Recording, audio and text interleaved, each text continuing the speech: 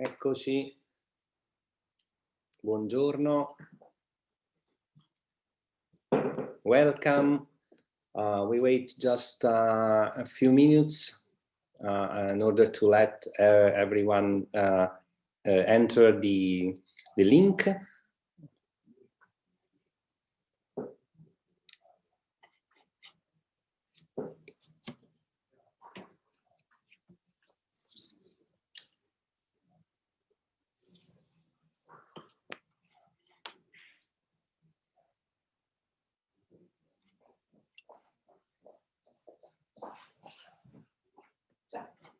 Ma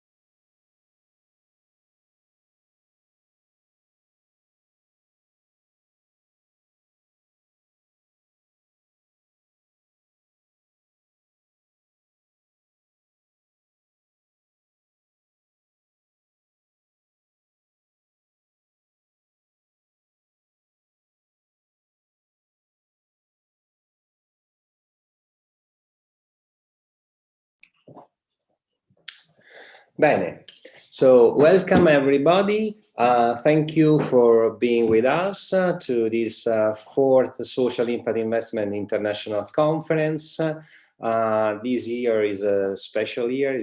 I would like to label it better like a peculiar year, just with the hope of coming back in presence for next year. So we have this distant conference in 2020, but anyway, we wanted to keep continuity. We try to do our best, and hopefully we will be able to maintain the promise. So let me first thank you all the staff for the big effort in shifting from a traditional conference to a distant conference.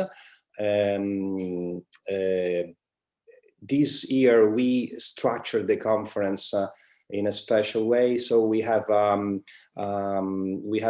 actually 2 days, but within these 2 days we schedule 3 short webinars with specific topics dedicated to special perspectives, also always concerning sustainable finance.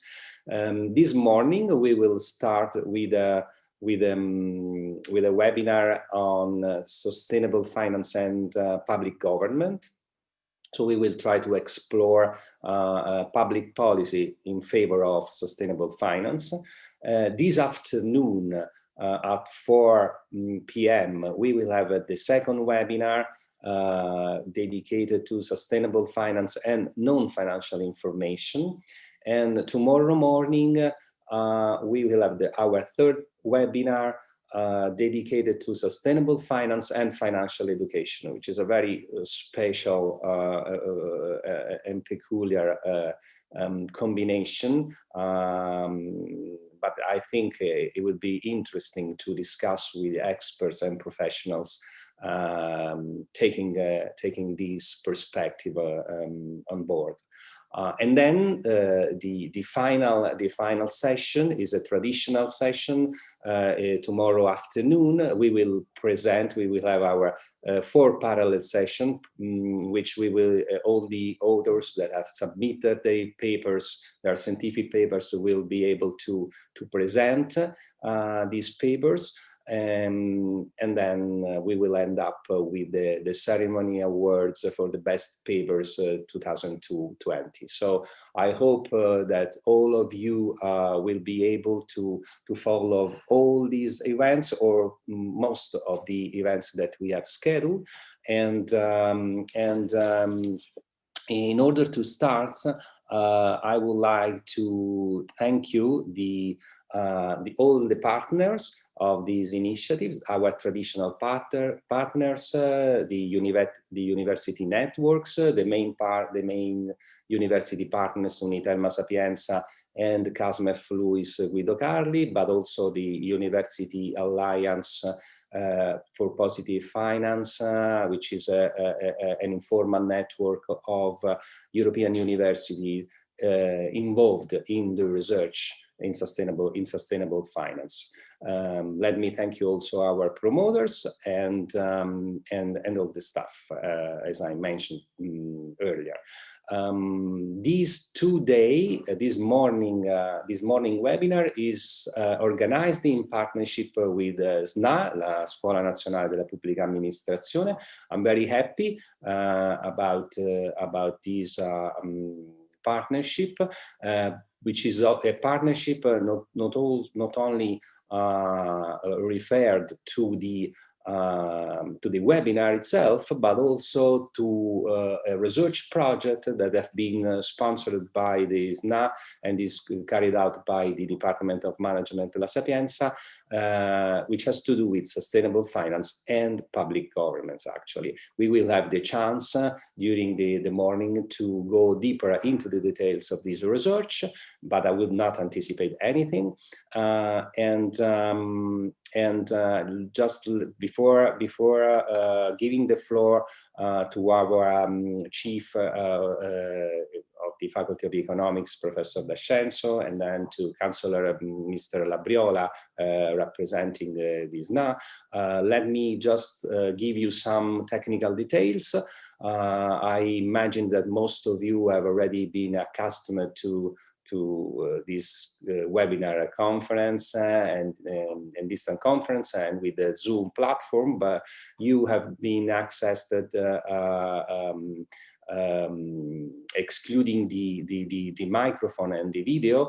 Microphone and video will be on just for speakers. But then we will have a Q&A section, and of course you can ask questions mainly by chat. We will take the questions on the chat, and then we will forward this question to our speakers. There is also a translation. So if you go down on the screen, you will have a label Interpretazione. If you feel more comfortable with translations, depending if the speakers will speak in Italian or in English, or if you want to listen in Italian or in English, then you have to click on the Interpretazione, and translators will help you in following the conference. And let me thank you also the translators that will be with us for these 2 days. And if you should miss the part of the conference will be registered, and you will be able to come back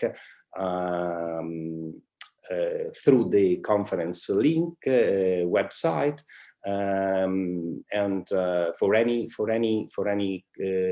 technical problems, just send an email, or just write on the chat if you have the chance to do it. So I will stop myself here, and I will give the floor for the morning welcomes to Professor D'Ascenso, who is with us, and I thank you, Fabrizio, for being here, and also this year.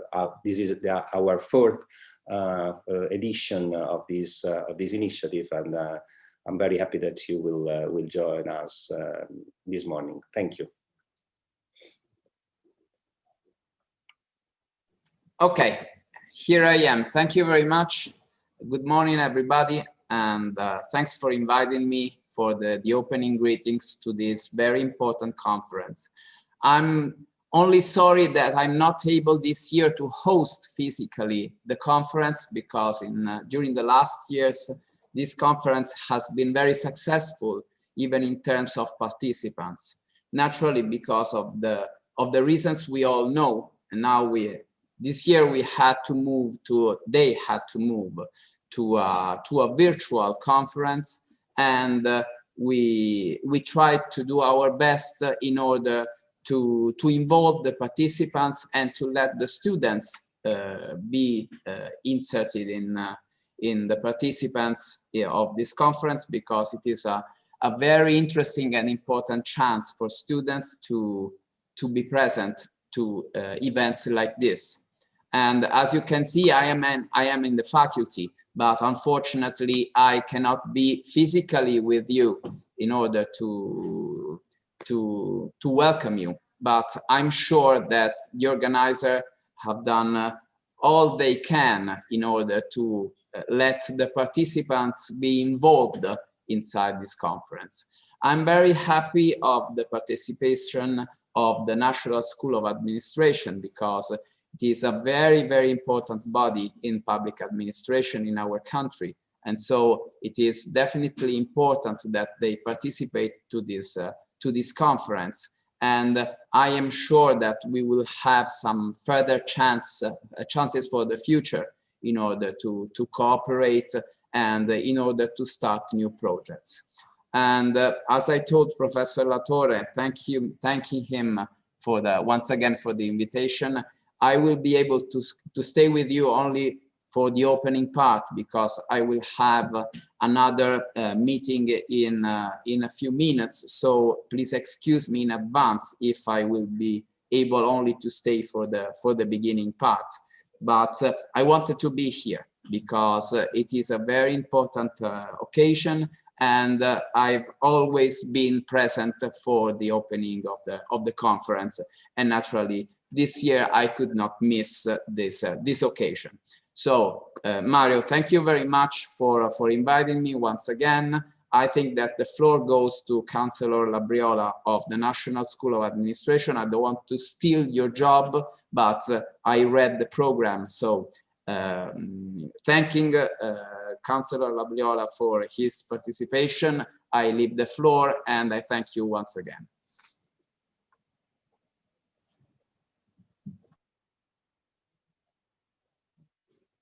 Mr. Labriola, floor is yours. No, il microphone. You have to. Okay. Perfect. Okay. Okay. Good morning, everybody. I would like to thank you for the opportunity to greet the participants and make some brief considerations on this very relevant topic. The sustainability of public finances is one of the major objectives of the EU. Sustainable development in the broad sense is a deeply rooted commitment of the EU, and the pursuit of economic progress and the continuous improvement of citizens' quality of life without endangering that of future generations is dramatically important. Governments with sound and sustainable public finances are also well placed to support and fulfill the Sustainable Development Goals. Discussions with a wide range of stakeholders have highlighted the many benefits supporting sustainability, the importance of sustainable public finances based on sound accounting rules, with particular regards to issues such as intergenerational fairness, government debt, and financial markets.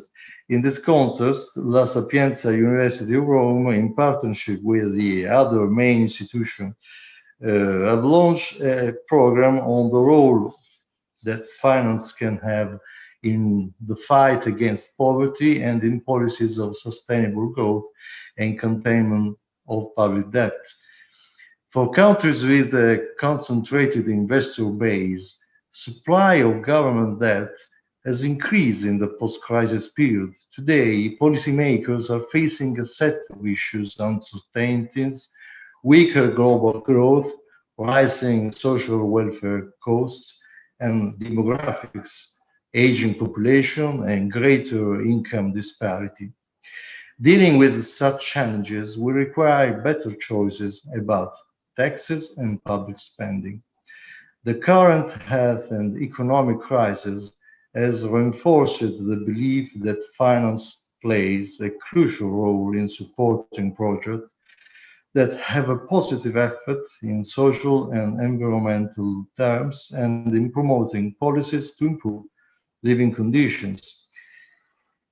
In the direction of focusing attention on individual needs and aiming at the promotion of healthy lifestyles, defining balanced lifetimes, designing fair living conditions, promoting actions for active aging and continuous training. In this context, since 2018, the SNA, Scuola Nazionale dell'Amministrazione, has paid increasing attention to the training on sustainable development, targeting managers and middle managers, mainly from national government organizations.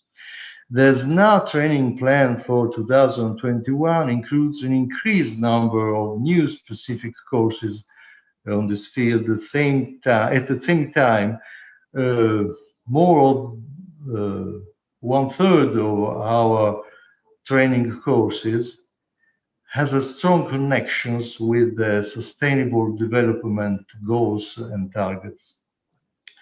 SNA is playing a leading role in supporting the Italian public administration in the transition towards full-blown sustainable development, favoring a deeper knowledge of the UN 2030 agenda and the sustainable development goals among public managers, while strengthening the competencies needed to its implementation in the European context. This effort is part of the government's commitment to steer the recovery towards a sustainable path. In this context, the relationship with research institutes and universities for the development of applied research proves to be strategic. The economy must restart thinking about well-being, not to growth in itself. Distribution of wealth, quality of life, and protection of the planet, these are the objectives underlying the welfare economy. They must guide political choices. What is the role of research and innovation in this context? Exploring and articulating these strategies clearly requires a high degree of political will and a significant investment in research and post-growth innovation. But in light of the long-term slowdown in the growth rate that we have already seen in the advanced economies and the present threats to economic growth deriving in particular from the current pandemic situation, this strategy is fully consistent. I once again thank all the participants and the University La Sapienza and wish everybody a fruitful common work. Thank you so much, Mr. Labriola. Thank you for also pointing out the importance of financial education with a specific perspective of sustainable finance, which is, as I was mentioning earlier, one of the key points of our tomorrow webinar. We really do believe that financial education must also take on board the sustainable finance. And thanks once again for being with us. If the other speakers don't mind, I would propose a little shift in the order of the program. I know that Professoressa Maggino I see her, she's still there, but she's also other appointments, so she has to go and to leave. So I would be pleased to give her the floor. Professoressa Maggino is a colleague from Sapienza, but is also chairing this important initiative of the Italian government, Cabina di Regia Benessere Italia, which fits very, very well with the today topics, the role of public governments in favor of sustainable finance. So I would give her the floor and thanking once again her for joining us today. Thank you very much, and good morning, everyone. And of course, I would like to thank the organizers for giving me the opportunity to participate in this very topical event, and also for changing a little bit the program in order to allow me to participate. And I would like also to thank in particular my colleague, Professor Latorre, for wanting me to be involved in this initial comments of the event.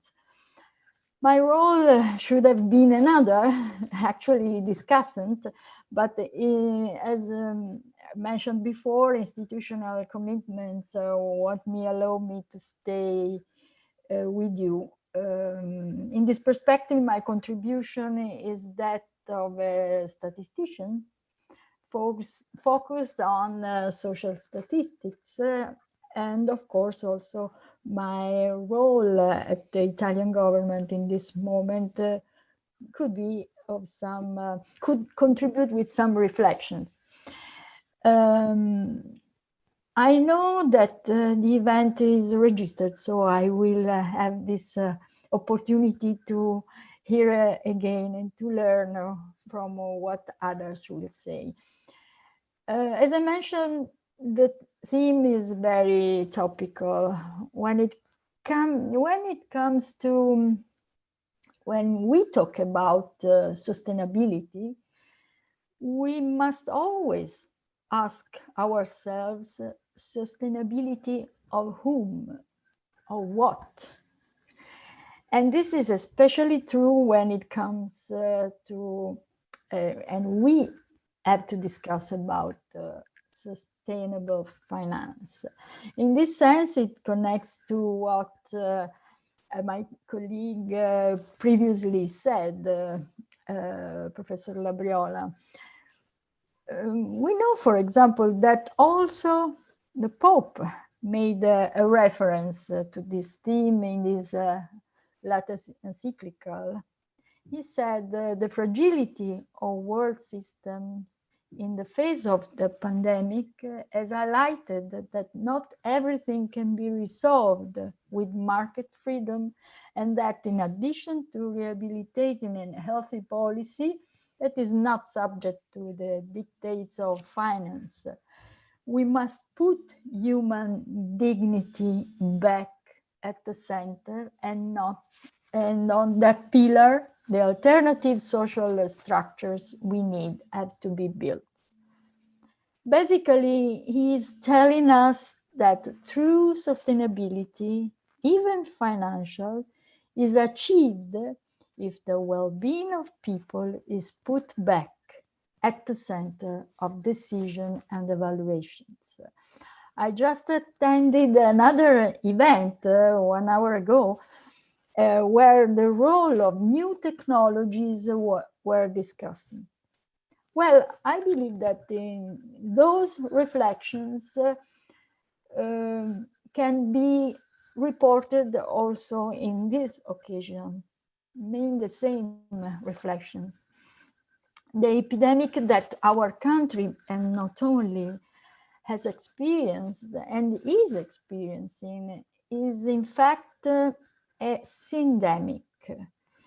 We have not experienced really an epidemic, but what is called the syndemia, because the disadvantaged sections and part of our population appear to have been the most exposed to the virus. People with chronic disease, with multiple present pathology, and so on and so forth. Also pollution, as we know. And people who could not eat properly also. If we think about it, it is also those parts of our population are also the parts of the population where we will discover and we will see more difficulties in the recovery. Those who have been most affected will have less chance of achieving income and living condition, a safe living condition, healthy living condition. Well, we must prevent a vicious circle from now on. Finance is sustainable if it makes citizens and countries less fragile in dealing with crises and emergencies. The social impact is what must we continuously monitor. I'm not the first one saying this. And I also appreciate the idea of financial education.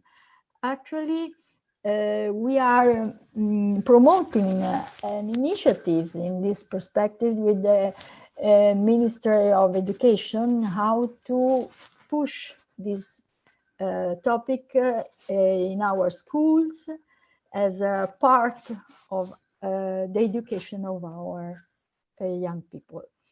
From my point of view, it will be also important to identify the correct indicators for this exercise. And I hope that this event will also transmit some of these ideas, very useful for us, that as statisticians, we need to monitor the well-being of our countries. Well, thank you again for inviting me and involving me in this event. I apologize again for not being able to stay with you till the end, and I wish you good work and a good day.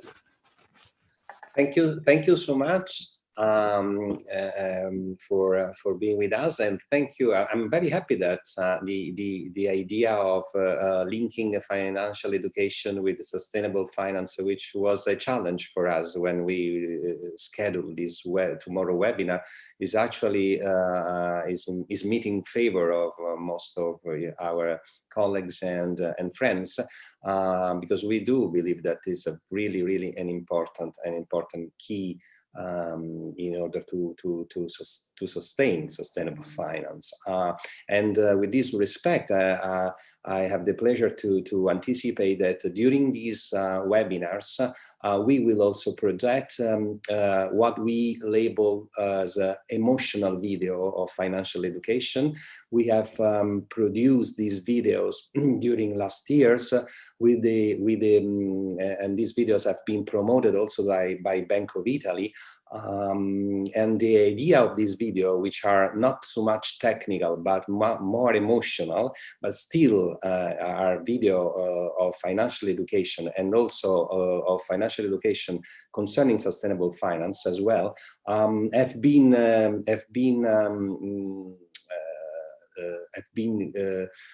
conceived and projected with not only with techniques and expertise and experts, but also with artists, and in particular artists from active on the web. And the idea is that this video have to meet young people and especially young people and people who are accustomed to to the web and more than TVs or traditional medias. And I hope that this video will be appreciated, because at least my feeling and my sensation watching them is that the result was very, very close to our original idea. So we will project one video for each seminars, but anyway, again, you can watch the video on the website of Obiettivo Economia, which is the result of this project promoted also by Bank of Italy. So thank you again, Professor Maggino, and have a nice day, and hopefully we will have the chance to meet again. Thank you. Now I would like to ask to Professor Giovannini, who is already in, if because we are a little bit late with the program, if he intends to take the floor right now. I imagine he may have other appointments. As you wish, Mario. I can do it either now, and they would be fine, or after your presentation. Okay, so if you don't mind, if you can wait 15 minutes, I will. Yes, will then fine. respect the program. No, we will present the research so that we have another field of contents to which could be the base for our reflection. Fine with me. Okay, great. So I ask for the help of Jenny and Sabrina and Lorenzo, which are part of the team of this research project, in order to share the presentation of the research, which is at the very beginning, but still somehow advanced. And I would just say a few words on the very broad content and perspective of the research.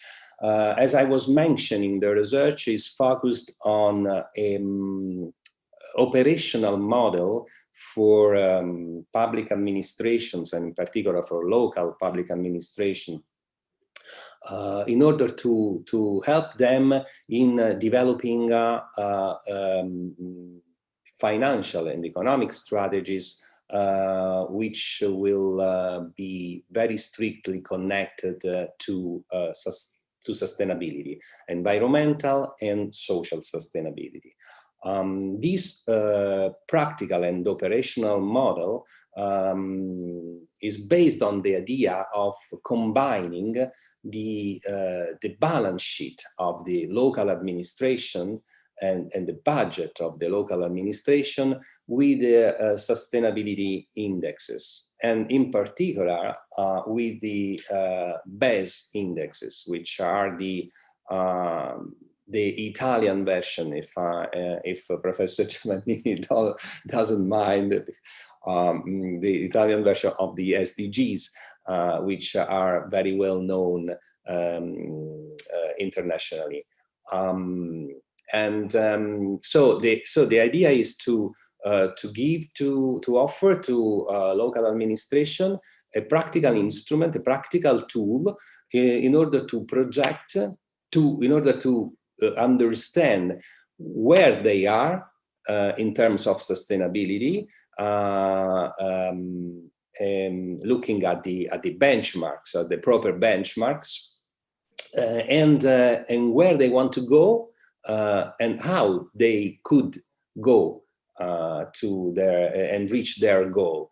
And in practical terms, what we are doing is actually structuring a model which sets an interlinkage between the specific the budget of the local administration and the different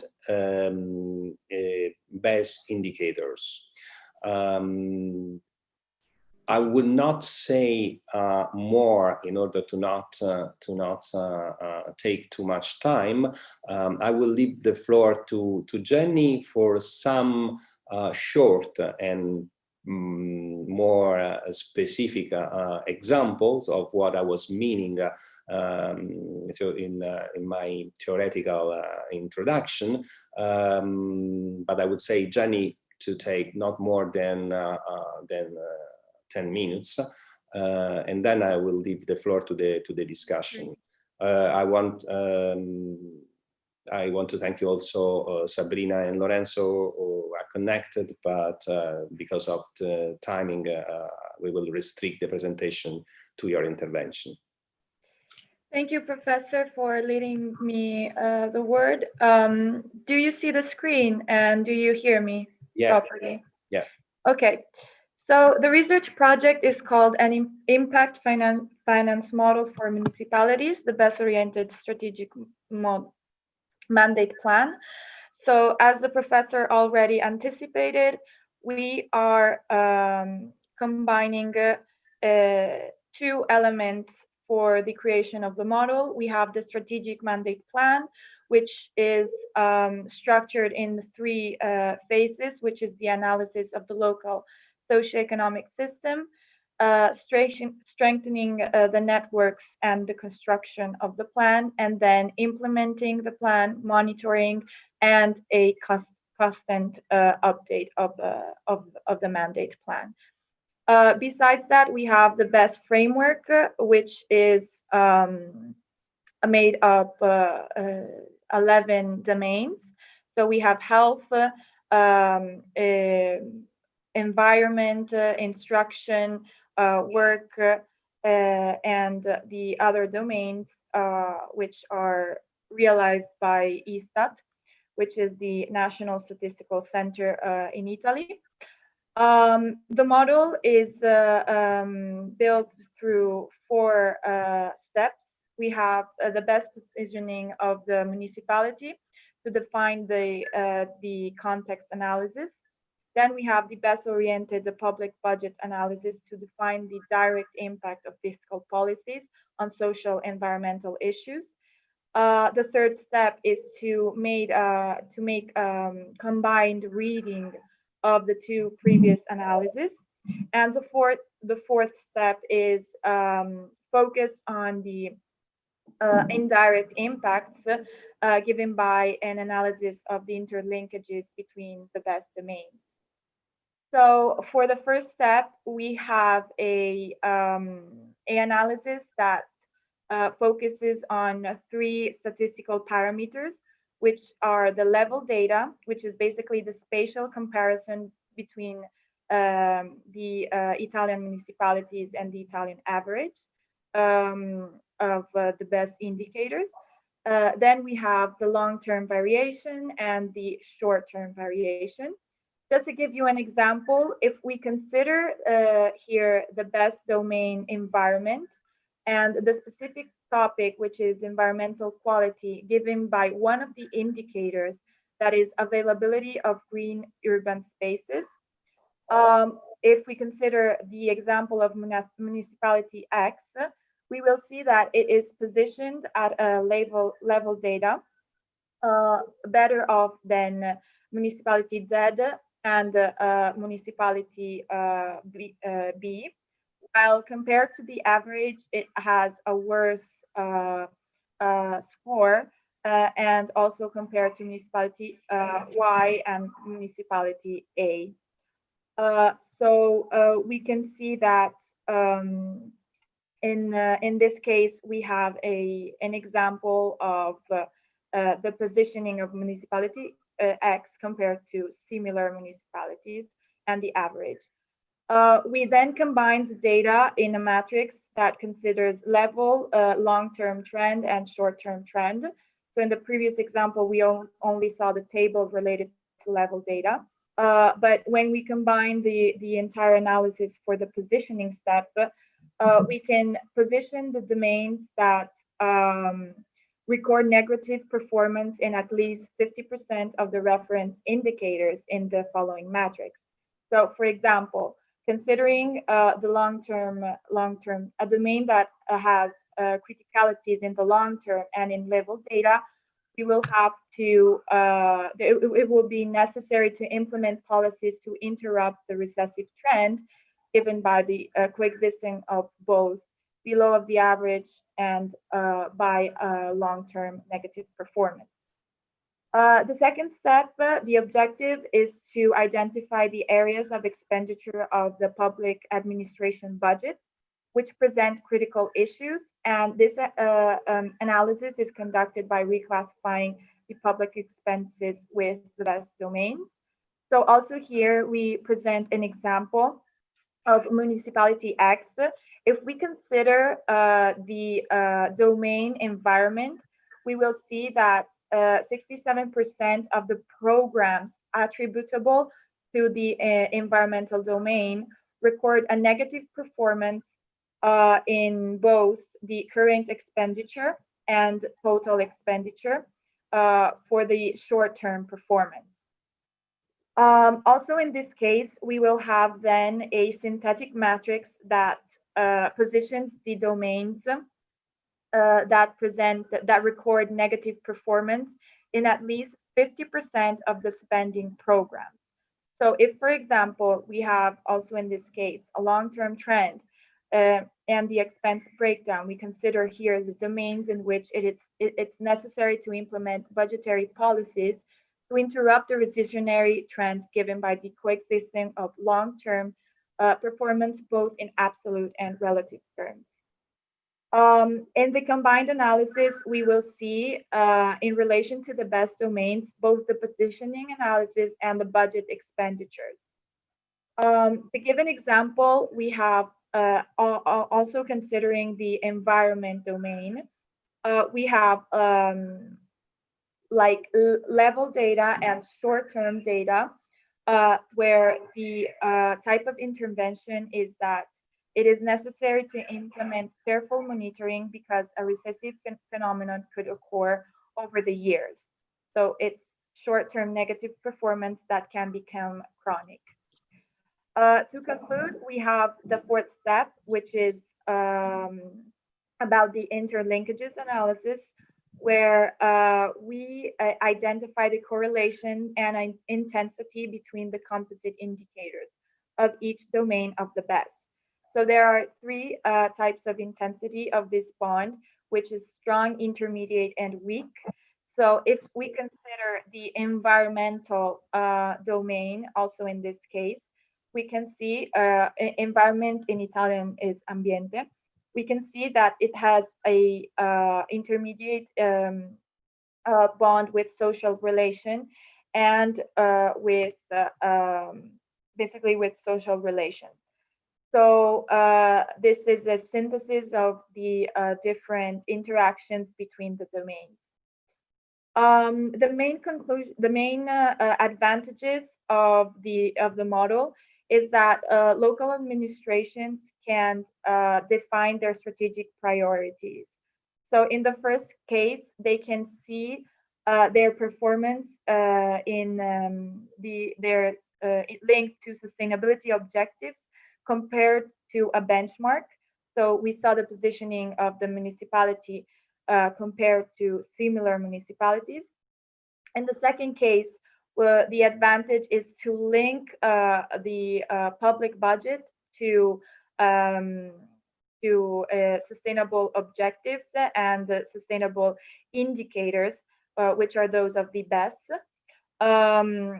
And then in the third step, we could understand the direct impact of the municipal planning and individual projects and how individual projects impact on public accounts. And in the fourth step, if with the first three we have an evidence of the direct impact of the project, in the fourth we can see also the indirect impact given by the multiplier effect of the bond between best domains.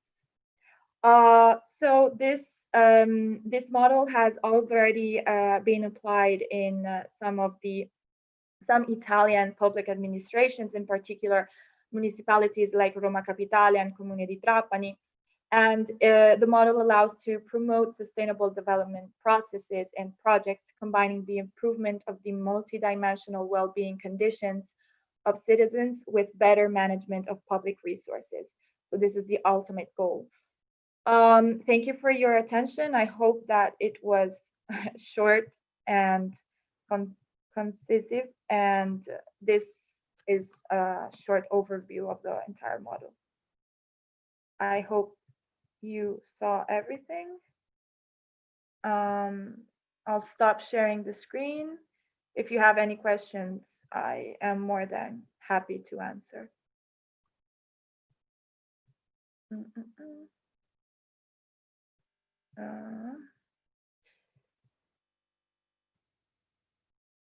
Okay.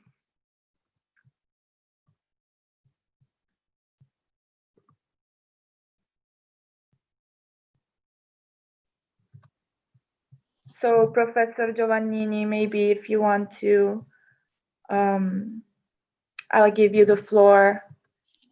Okay, great. Thank you very much. Thank you again for this opportunity, and thank you to the organizers for putting together a so interesting program and discussing a so important issue. We have seen the basic ideas of the project, which are indeed extremely good and innovative and needed, by the way, because Italy is at the eve of launching, like other European countries, the plan for recovery and resilience in the context of the Next Generation EU initiative. Why is this relevant? Because the Next Generation EU is linked to the recommendations issued by the European Commission in the context of the European semester, the process that aims at coordinating economic and social policies towards an improvement of the European economy, society, and environment. And actually, the goals of the Next Generation EU are related to the intention to build, as it says, a more sustainable, more resilient, and fairer Europe. The important thing is that the European semester has decided, with the new Commission led by Ursula von der Leyen, to build its work around the Sustainable Development Goals. And the 17 goals agreed by all countries in the world in September 2015, which are then articulated in 169 targets. As it was said before, in Italy, we had anticipated, in a sense, through the indicators of equitable and sustainable well-being, the best indicators, exactly what the UN had decided 5 years later. In fact, the first report of best indicators was presented in 2010. And I wanted, when I was president of the Italian Statistical Office, the report was published in 2013. And when in 2010, I decided to launch the project that led to the development of the best indicators, the basic idea was exactly the idea that now is included, embedded in the European policies. Why is this relevant? Because, of course, best indicators are very similar to the UN indicators for SDGs, but they are not exactly the same.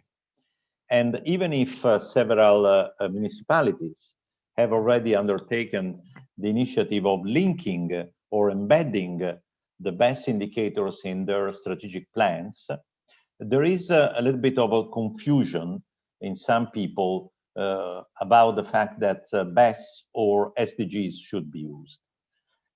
I think that this is mainly a terminological problem, is a nominal problem, not in practice, because SDGs and BES indicators are very closely linked. And this is a great news for the project, because it's enough to explain this to the final recipients in order to avoid the confusion. But especially now that the government has announced that the recovery and resilience plan will be tested against the UN SDGs and the 2030 agenda, is important that the message is clear.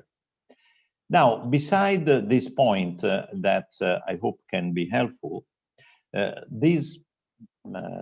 today, this conference deals with an issue that is absolutely central also in international fora, including the European Central Bank, the Bank for European Investment Bank, and many other national banks or institutes, financial institutes, such as the Cassa Depositi e Prestiti in Italy.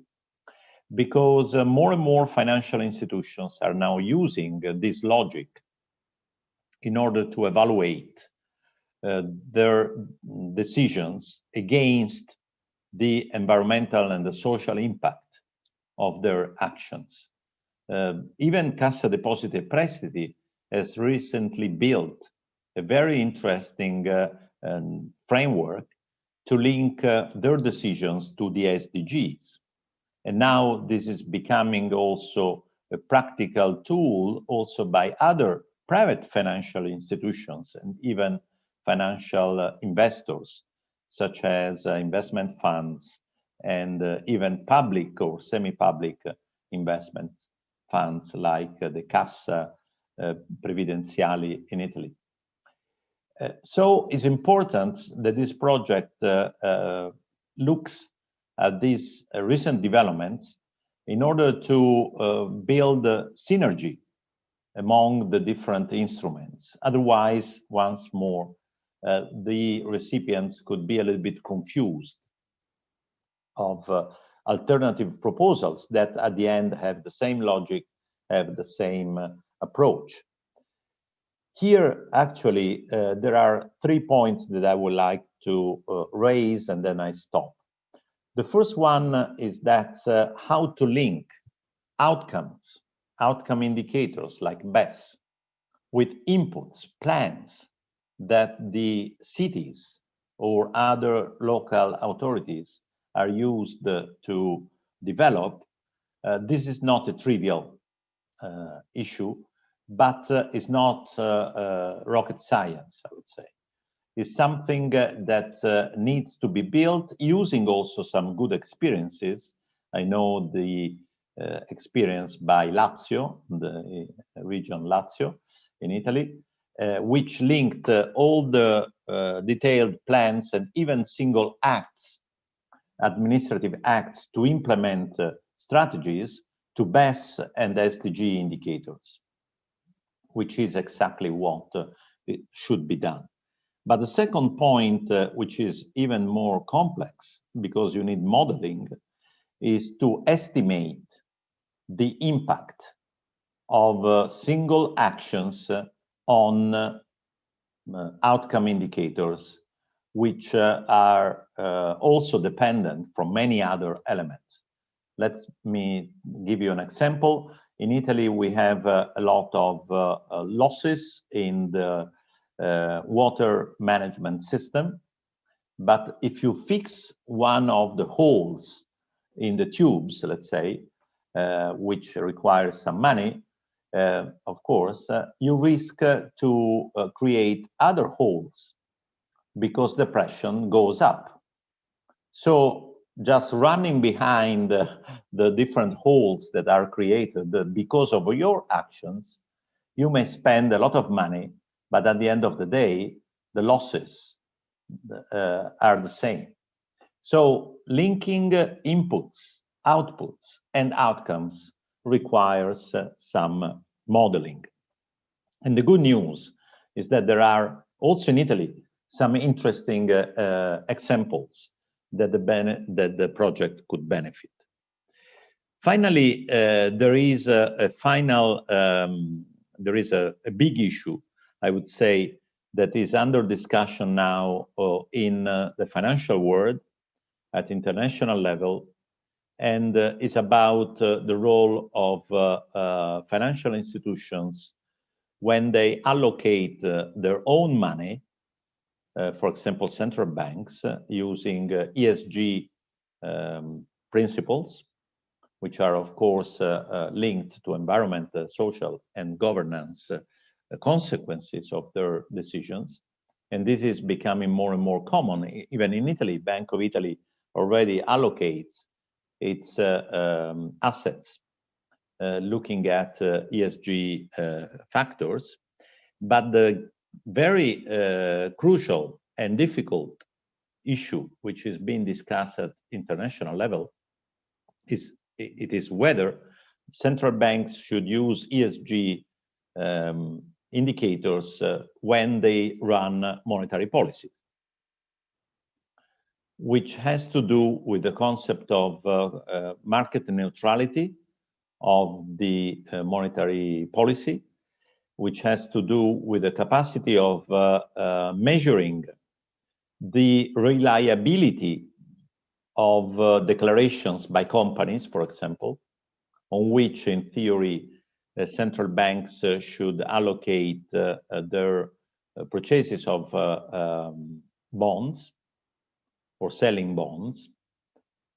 And this is something that requires very difficult but absolutely vital developments in the financial theory, the financial allocation tools, including the tools that evaluate the risks of various assets. And we know that with the climate change, with the climate crisis, some of our assets, especially in Italy, as we are very much exposed to climate change, risk to be affected by these unsustainable paths.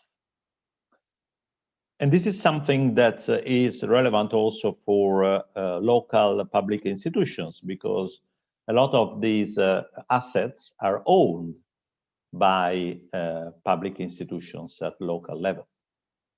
So as you can see, the research is going to tackle a very, very important, very complex, very multifaceted set of issues, but also needs to be seen in the context of a wider reflection on the role of not only public policies, fiscal policies, but also monetary policies, and in general, public policies, as well as decisions by private investors. So I wish the research team all the best. Their task is not going to be easy, but the good news is that there are a lot of good practices also around the world on these issues. On 15th December, the Italian Alliance for Sustainable Development will publish its first report devoted to Italian territories with data related to regions, provinces, cities, and a few exercises also for inner areas. This, I would say, impressive set of information, which is based on official statistics, but made more readable and more interpretable by policymakers, could represent an asset for your research. And we will push very much the boundary, let's say, of our activities in order also to help local authorities to implement their regional and city sustainable development strategies as foreseen by the initiatives by the Ministry of Environment. Thank you again, and I wish you a great day. Thank you so much to Professor Giovannini.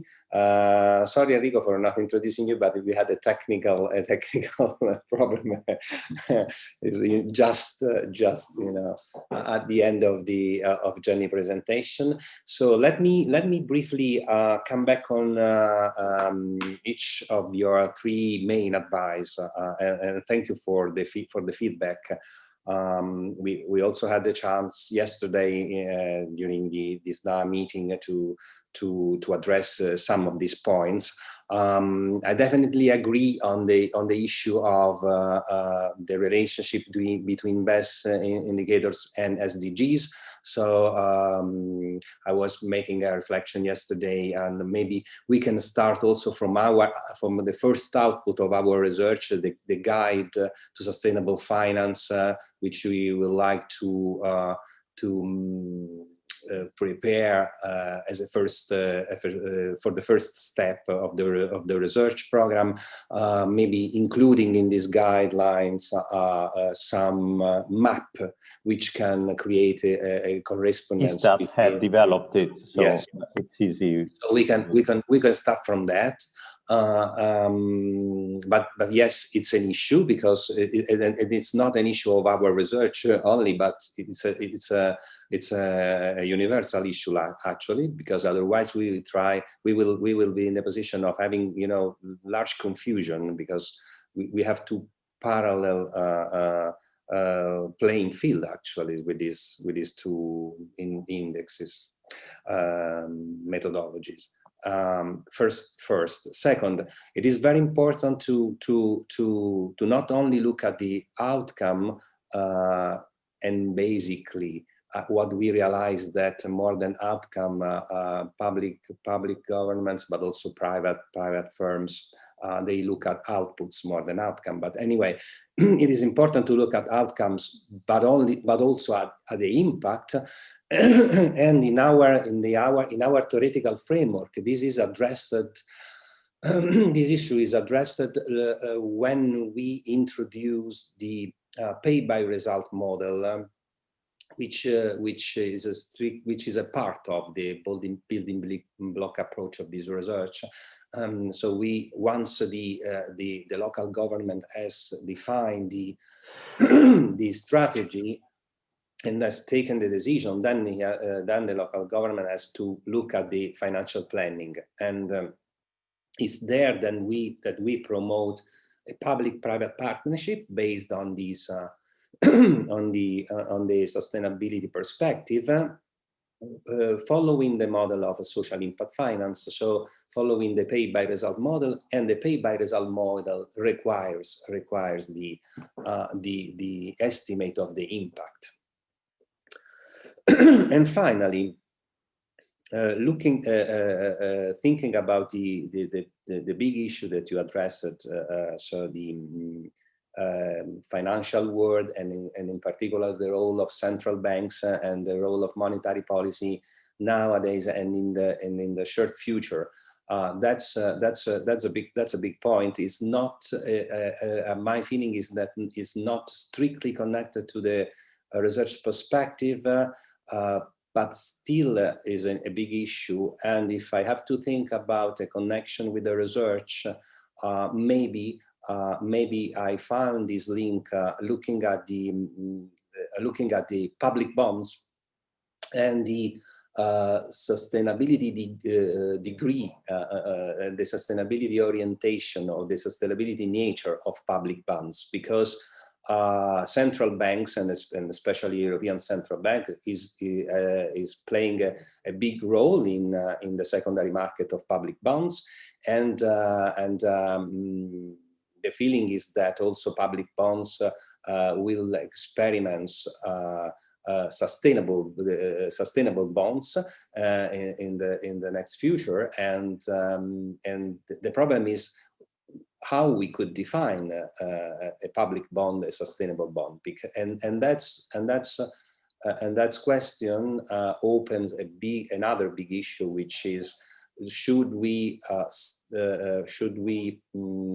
be happy just with let's say an approach with looking at the compliance, which is strictly connected at the European level with the European taxonomy, or there should be something more. So it's sufficient for a public bond or even a private bond to respect the gas emission level established by the European Commission, or to be labeled as a sustainable. We need something more, and that's another issue, and it's also strictly connected, at least to my perception, with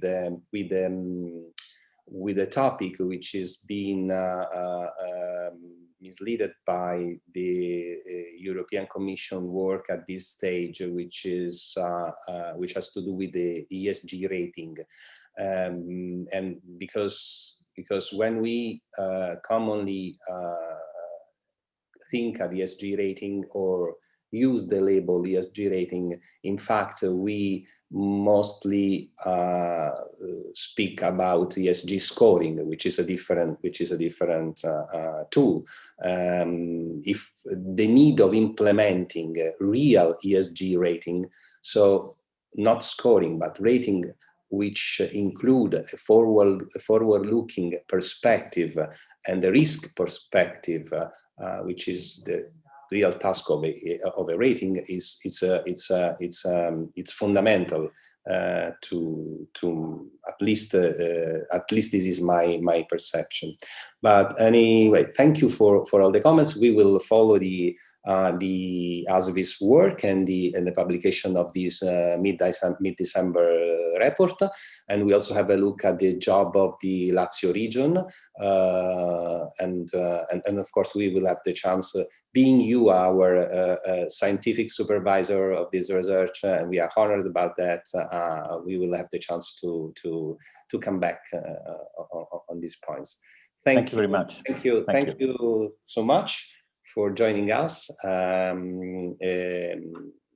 Hopefully you can join the conference also this afternoon and tomorrow, or coming back on the registration of the conference. Thank you once again to Professor Giovannini. We can follow, we can go on with our program. And I will ask to Marco to project the video, just to have a short coffee. It's like an emotional coffee break. We will first show the video, the emotional video, which has also been promoted by CASMF Luis Guido Carli. And in the meanwhile, inviting Professor Marco Sparlone, who will chair the panel following the video, to take the floor. But I also asked to the other Marco Gori, of our technical staff, to let the video start. Thanks again, and welcome to Marco Spallone. Thank you, Mario. See you later. Okay, that's one of the emotional video, one of the video that we will project during these 2 days. Okay, has to do with taxes.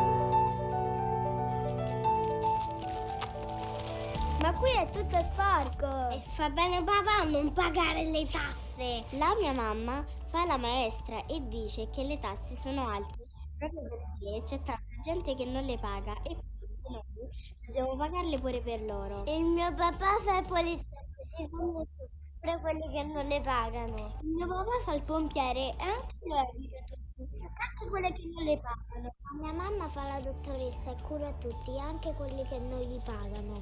E allora non va bene, tutti dobbiamo pagare le tasse.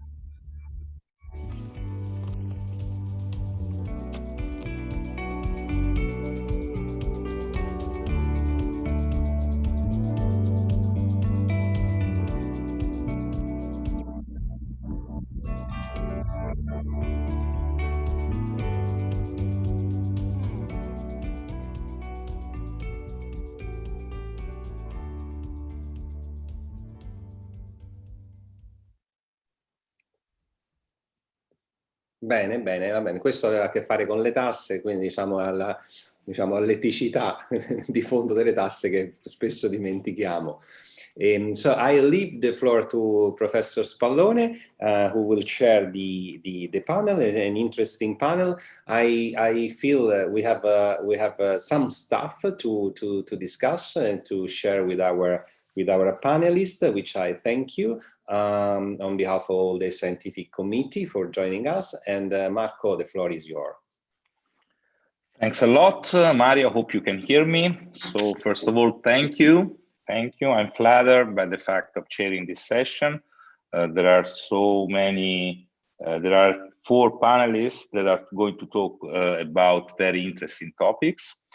So I'm not going to talk for a long time. I want to leave the floor to panelists because they have a lot of things to say. I don't know if I have to be a very strict chairman or not, Mario, just tell me, because by looking at the program, each speaker is going to have almost 10 minutes to present. And yes, if you want me to be strict, I will be strict. So I will ask the panelists to stay within, you know, a time period equal to 10 minutes, not larger than that. So I will follow the order that I have in my program. So I think that I can start by Professor Roberto Moro Visconti from Università Cattolica del Sacro Cuore, who's going to speak about public-private partnership. That is going to be one way to foster sustainability in smart hospitals. So Professor Moro Visconti is going to tell us about smart hospitals and in which way private players may actually participate. Marco, yeah? Marco, sorry, yes? sorry for interrupting you. It's okay. Because I know that Marco De Giorgi, another Marco, so we have 3 Marcos, yeah. from Presidenza del Consiglio, he is having a meeting. He's asking if we can anticipate his intervention. If the other panelists, well, you know, it's not about me. If other panelists do agree about anticipating the intervention of Marco De Giorgi, I will be glad to do it. So if we all agree, I will let Mr. Marco De Giorgi talk first. So, okay, thank you. Okay. So thanks a lot. Thanks a lot to other panelists. So I go back from my presentation of Professor Roberto Moro Visconti, and I will introduce Mr. Marco De Giorgi, that is actually the coordinator of the Italian Social Innovation Fund. That is one of the funds that is promoting actually sustainable impact of public funds into economies at both local, regional, and national level.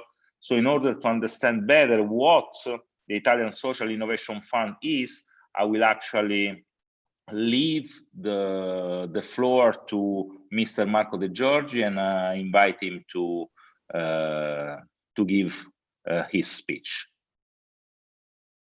Hello, everybody. I don't have the... Okay, hello, everybody. Good morning. Can you hear me? Yes, I can hear you, and very well. So please, we are waiting for your speech. Go ahead. The floor is yours. Thank you all. Thank you for inviting me to this forum. Thanks also to the other previous speaker. I found the previous presentation really interesting, also from our point of view. I try to explain our experience with the Italian program for social innovation in the premises of the office, Prime Minister office here in the Department for Public Administration. I will continue in Italian if it's possible. Buongiorno, sono qui per portarvi un po' il senso dell'esperienza che stiamo facendo dentro il Dipartimento per la funzione pubblica e sul tema del social impact. Stiamo attraversando un periodo importante di sperimentazione di un nuovo modello. Come molti di voi già sanno, siamo al lavoro in molte grandi città, comuni e città metropolitane per attuare questo programma triennale sull'innovazione sociale, che è appunto stato voluto fortemente dal governo con l'istituzione di un fondo italiano per l'innovazione sociale. E nel 2019 abbiamo pubblicato un bando proprio aperto a tutti gli enti locali in collaborazione con l'associazione ANCI, che è l'Associazione Nazionale dei Comuni, ed è stato un bando proprio ispirato al paradigma del social impact di cui si parla appunto anche in questa quarta edizione del vostro forum. Al bando abbiamo avuto una buona risposta da parte delle grandi città, di grandi comuni d'Italia, da Milano a Torino fino a Catanzaro, Bari, Brindisi, Lecce, anche il sud d'Italia. Abbiamo ricevuto circa un centinaio di progetti su questo appunto modello di social impact, del rapporto fra pubblica amministrazione e social impact che noi abbiamo proposto, e quindi si sono attivati tantissimi partenariati molto eterogenei sul territorio, e questo è un dato molto importante perché la prima esperienza, diciamo, sistematica e organica che il governo ha messo in campo negli ultimi anni. E degli oltre 100 progetti che abbiamo ricevuto, il comitato di valutazione che è da me presieduto ha ritenuto idonei 25, di cui 21 sono stati ammessi al finanziamento con un investimento di risorse che è circa 21 milioni di euro per 3 anni. Non vi dico i dettagli del programma triennale perché li potete trovare molto facilmente dal nostro sito del Dipartimento della Funzione Pubblica della Presidenza del Consiglio dei Ministri, e basta cliccare Dipartimento Funzione Pubblica, c'è una pagina proprio sull'innovazione sociale, e proprio perché avendo poco tempo ci tengo a dirvi le cose più importanti, anche il periodo che stiamo vivendo di collaborazione e di lavoro con queste importanti realtà comunali che stanno provando ad esercitarsi con gli schemi appunto della finanza d'impatto, della finanza sociale, che appunto è il tema del vostro forum. E il senso della presenza di un dipartimento del governo su questo tema è proprio quello, diciamo, che noi cerchiamo di lavorare nella direzione della capacity building delle amministrazioni locali, perché vorremmo che anche gli amministratori pubblici imparano a diventare confidenti, come dire, con i temi appunto del social impact, perché voi sapete abbiamo tanti processi di innovazione sociale, no? Molti a conduzione privata, alcuni a conduzione pubblica. Noi ovviamente, essendo un dipartimento governativo, siamo interessati a quei processi di innovazione sociale che sono a conduzione pubblica.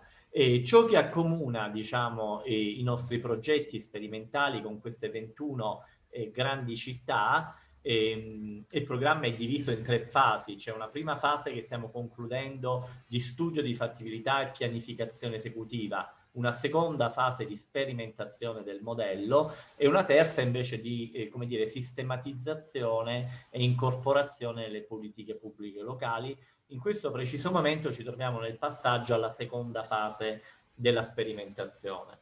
E ciò che accomuna, diciamo, tutti e 21 i progetti è un modello che noi abbiamo provato a disegnare. Chi volesse poi approfondire troverà il nostro position paper allegato al bando 2019 e pubblicato dal Dipartimento della Funzione Pubblica. Dicevo, quello che accomuna tutti i progetti è un'architettura dei soggetti molto semplice, in cui abbiamo una pubblica amministrazione locale, la città di Torino, la città di Milano, la città di Bari, che è regista di un partenariato come dire, abbastanza coraggioso, molto eterogeneo e molto ampio del territorio.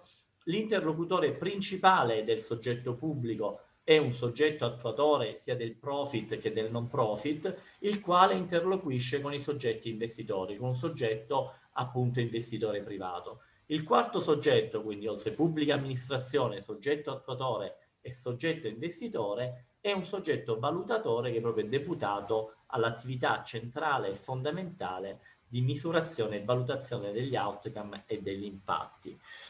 È uno schema a cui la pubblica amministrazione, diciamo, non è abituata, perché la vera sfida, diciamo, che stiamo provando a lanciare con questa sperimentazione del governo è che la pubblica amministrazione, ecco, per dirla in parole semplici, funge da pagatore finale degli outcome. Mentre noi siamo abituati a una pubblica amministrazione che acquista i servizi, Adesso avremo una pubblica amministrazione che acquista direttamente gli outcome che sono misurabili, che sono oggettivi e valutati da un soggetto terzo valutatore indipendente, il quale appunto li certifica e traduce tutto il meccanismo in un sistema anche di risparmio della spesa pubblica e di maggiori entrate per l'ente pubblico. E solo l'accertamento di quel margine di risparmio della spesa pubblica che giustifica l'esborso e il pagamento da parte della pubblica amministrazione. Vedete, è un po' lo schema, diciamo, fondamentale del SIIIC, dei Social Impact Bond di New York, o quelli britannici, o quelli ancora in uso in Israele, o quelli del Fondo Sociale del Portogallo, o quelli del Contract d'Impact Social della Francia. Noi abbiamo visto che il modello che abbiamo utilizzato nella nostra sperimentazione, per esempio, ha molte affinità col Fondo Social dei colleghi portoghesi, che hanno messo in piedi un'architettura dei soggetti nel senso che io vi ho descritto. E in quale fase ci troviamo adesso? E cosa stiamo facendo? La sperimentazione interviene su 3 aree importanti che sono l'inclusione sociale, l'animazione culturale e la lotta alla dispersione scolastica. Quello che stiamo facendo adesso nel passaggio dalla fase 1 alla fase 2 della sperimentazione è di mappare le aree di outcome su cui i comuni hanno deciso di intervenire, quindi inserimento lavorativo, inclusione dei NEET, recupero e lotta alla dispersione scolastica e così via. Stiamo cercando di creare con i comuni delle liste di indicatori e delle proxy anche per aiutarli a misurare e a valutare proprio la realizzazione degli outcome. Stiamo provando a mappare gli outcome payer. Il primo outcome payer ovviamente è lo stesso comune, no? Che è il regista del progetto, quindi mappare gli outcome payer, mappare gli investitori interessati e mappare anche i tipi di strumenti finanziari che vengono messi in campo. Ecco, su questo punto faccio una riflessione e poi mi avvio subito a concludere, però diciamo è veramente il punto che io trovo più qualificante, no? La nostra sfida qual è con questa sperimentazione? Innanzitutto abituare, perché siamo il Dipartimento della Funzione Pubblica, gli amministratori e i dirigenti pubblici, avere dimestichezza con gli strumenti del social impact. Secondo, promuovere, come dicevo, sul territorio dei partenariati ampi, eterogenei e anche coraggiosi, aggiungerei, che siano anche invitanti per i soggetti investitori, e poi ancora, diciamo, cercare di orientare anche l'offerta che c'è dell'arena finanziaria verso, come dire, una finanza più di qualità, cioè un approccio qualitativo anche agli strumenti finanziari. Che cosa voglio dire? Vedete, fra i 3 soggetti che io ho citato, la pubblica amministrazione, il terzo settore e l'arena finanziaria, sicuramente il soggetto più preparato in Italia è quello dell'arena finanziaria. Basti pensare all'esperienza di Torino Social Impact, no? Dove c'è già, insomma, un mondo di soggetti abbastanza preparati. Anche in Italia la quota percentuale degli investimenti a impatto sociale è in crescita, cioè si registrano dei notevoli, diciamo, miglioramenti sul versante proprio degli investimenti a impatto sociale.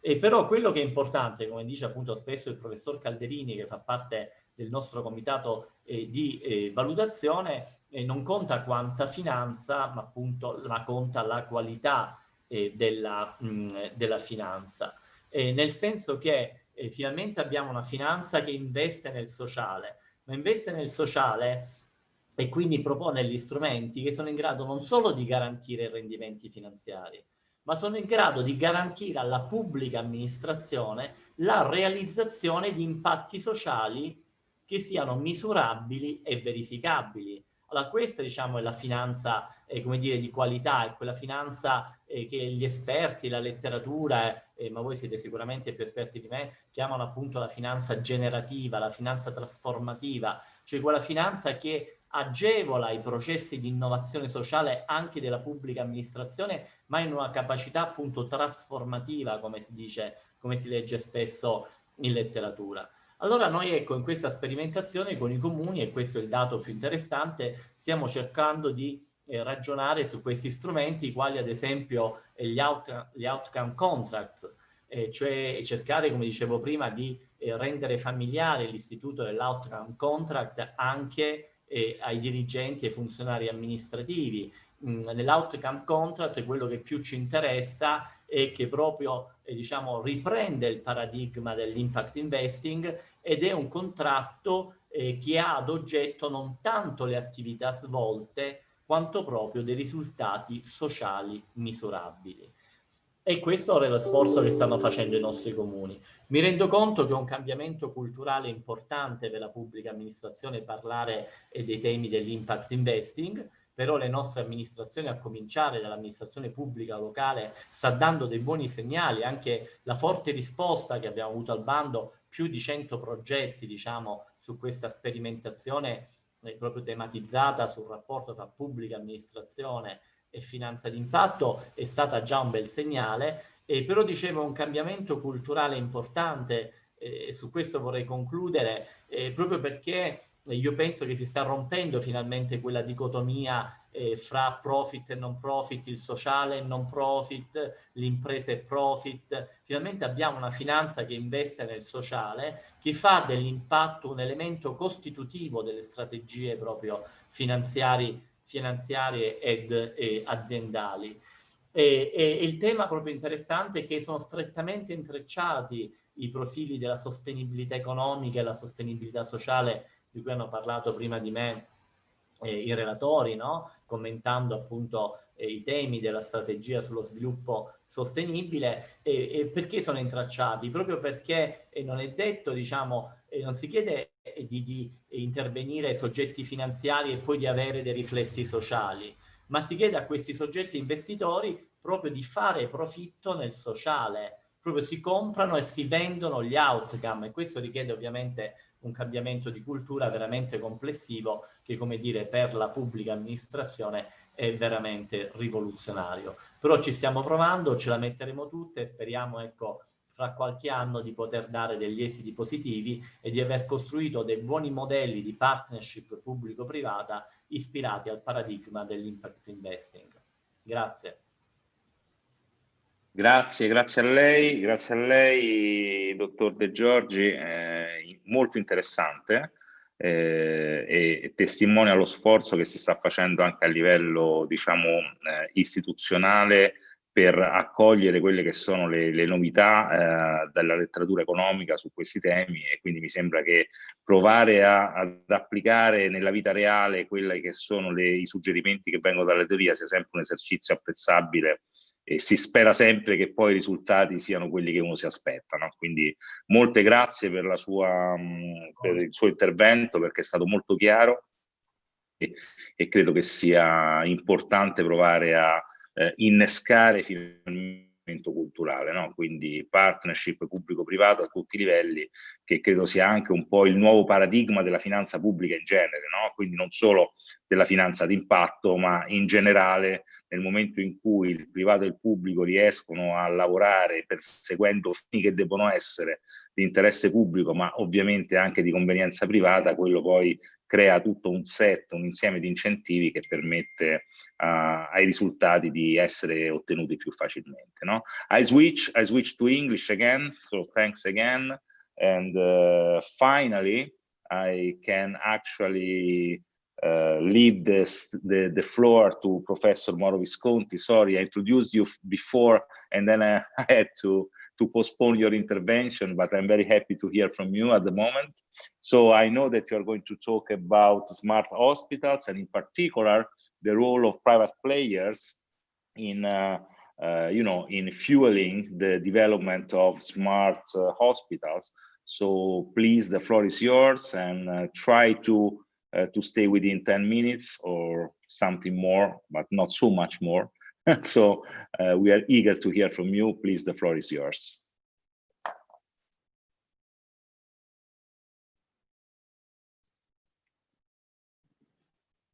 I cannot hear Professor Mauro Visconti.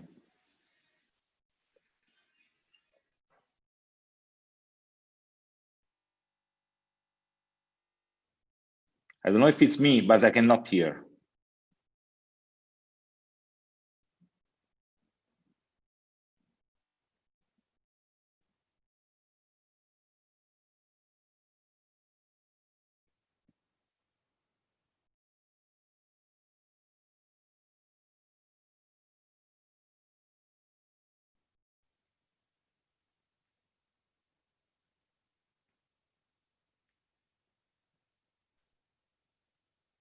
No, I'm sorry.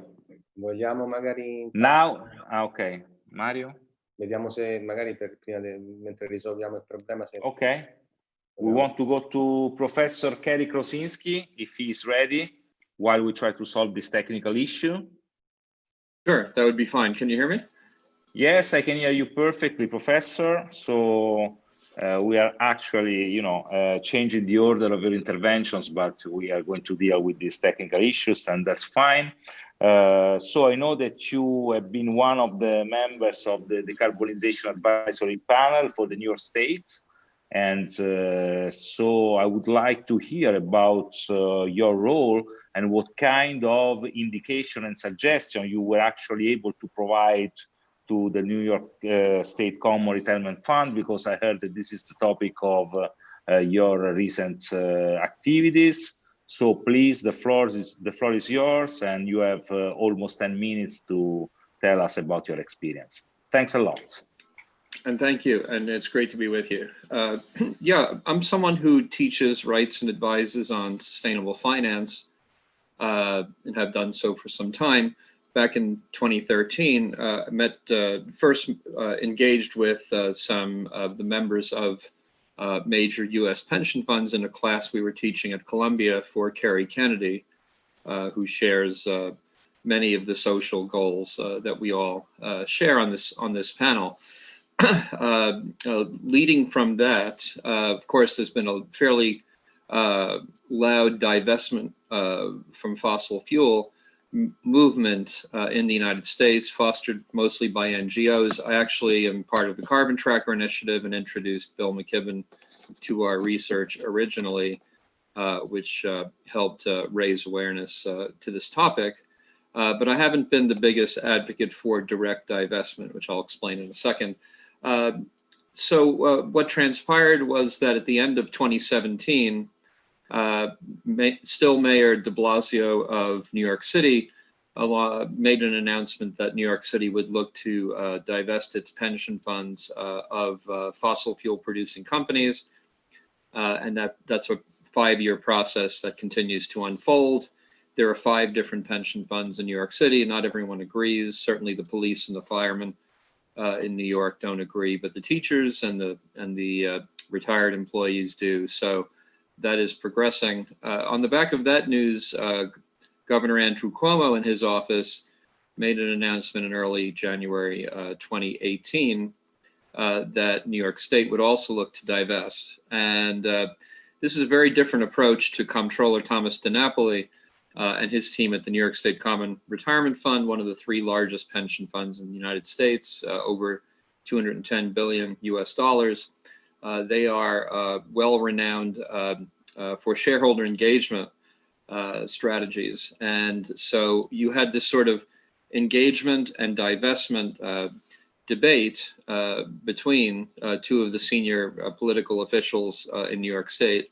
And that led to the formation of the Decarbonization Advisory Panel, which I was chosen to serve on, along with 5 others, which started in the spring of 2018.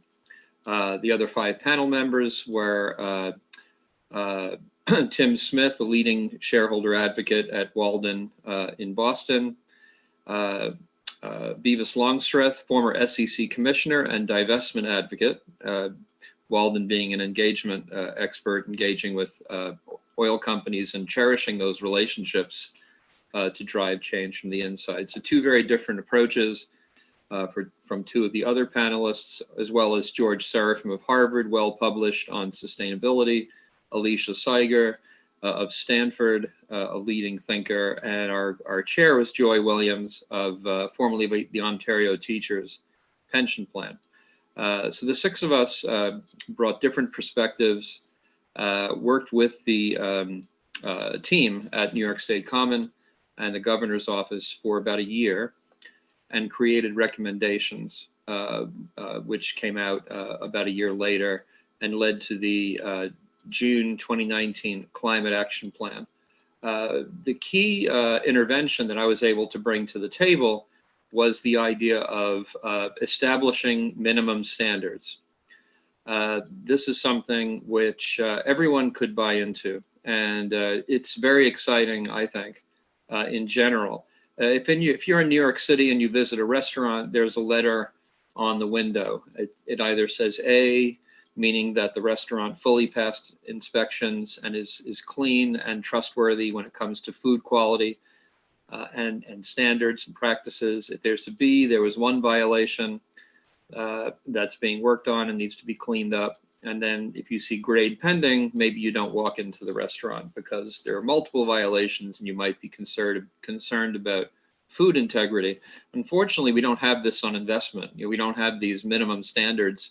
And minimum standards was a way to get everyone to agree whether they believed in shareholder engagement or divestment as a way forward, because really the conversation had been a bit backwards from an advocacy standpoint, because investors normally first think about what to invest in, and then once they own positions in companies and other asset classes, then they decide on whether to execute on the responsibilities of those ownership positions, which would include engaging with companies that you own if you feel their practices were not 100% on governance, on environmental matters, or on social matters.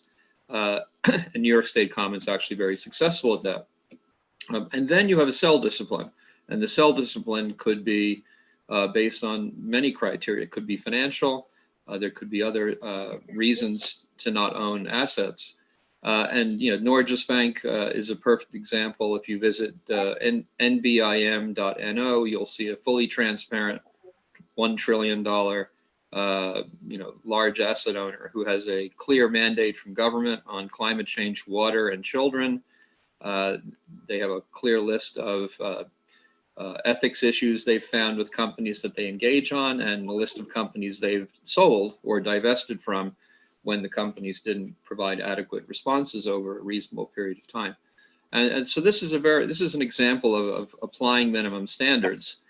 So New York State Common, after accepting our recommendations, mostly implemented them in the June 2019 Climate Action Plan, including hiring a specialist on climate investment decisions. They agreed to up their commitment to intentional environmental and social investments to $20 billion, up from the previous $10 billion commitment, making them one of the leading asset owners in the world, along with some of the Dutch pension funds who've done similar. And they also agreed to minimum standards to start applying them. And the minimum standards approach is continuing to expand, and it's something that could be applied to any sector as a way of making progress on environmental and social issues. Often social issues are embedded in supply chains of consumer goods companies, and you see a domino effect when you engage with consumer goods brand names who then engage with suppliers all the way down the supply chain. That can reach situations where there's indentured slavery or other minimum standard working conditions that could be established, and also the encouragement of better jobs through climate action, which you should start to see in 2021 out of the Biden administration. And so this was an example of how you could bring together shareholder advocates, NGOs, the more vocal fossil fuel protesters, such as you see in London with the Extinction Rebellion movement, with financial professionals who have to establish a sell discipline and should. No one wants to own everything.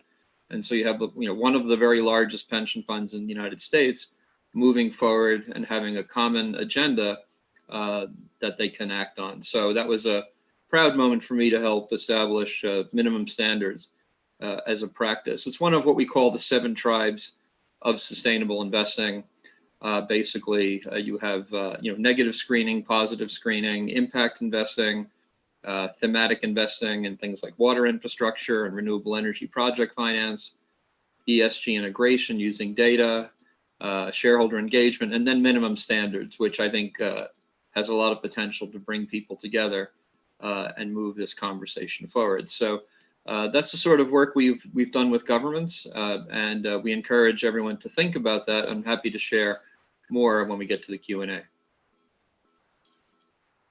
Thanks a lot, Professor Kosinski. I really appreciated your speech. I like, the fact that you wanted to share with us a real life experience, because when it is about investments, and in particular long run investments like the one that are about, retirement, so you always have to deal with this trade-off, right, between returns that you want to be high because you need people to retire with a safe check and have a nice life after they retire. So you need to to solve this trade-off between returns and then this type of approach, the social approach, which usually can be dangerous in terms of return. So the idea of working with minimum standards is something that I really like, because you may actually work step by step. So you actually have some minimum standard, then you see how it works, and then you may enhance the type of standards that you want to implement and so on. So I think this is a very nice approach. So thanks for sharing with us, because it means that it can work. Okay, so this is good news actually. So now, as for last, but not last actually, but finally, I think we can hear from Professor Roberto Moro Visconti. Are you ready? Did you solve your technical issues? Try to talk. Can you hear me now? Yes, finally. Thank you. Sorry.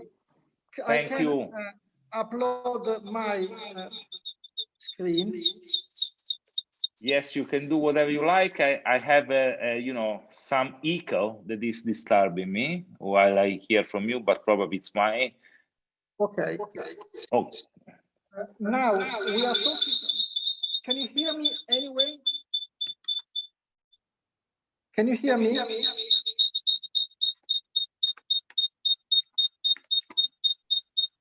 Sorry. Dovrebbe disattivare un suo. Ok, can you hear me now? No, c'è qualcosa che riproduce che dovrebbe disattivare. Ok. Sorry. Noi abbiamo Can you hear me now? abbiamo un ritorno però di rumore strano, quindi non so se abbiamo una eco, credo che siano insieme collegati al computer, tanto la cuffietta quanto l'audio del computer, e quindi si rimbombano l'uno dentro l'altro e creano una eco fastidiosa. Quindi se dovrebbe provare a disattivare o l'audio del computer o l'audio del microfono e delle cuffie.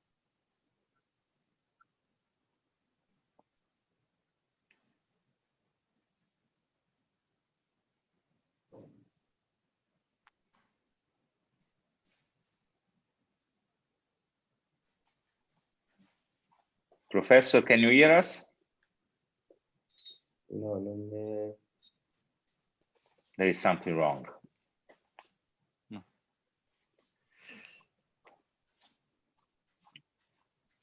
I don't know what's going on with Mr. Grant Irvin. Maybe we can start by listening to... Marco, guarda, noi possiamo lanciare l'intervista di... Ok. Ok, let's launch the interview of... Però penso che il prof Visconti debba qualcosa tipo con le cuffie, oppure con un doppio, come se fosse collegato con un doppio...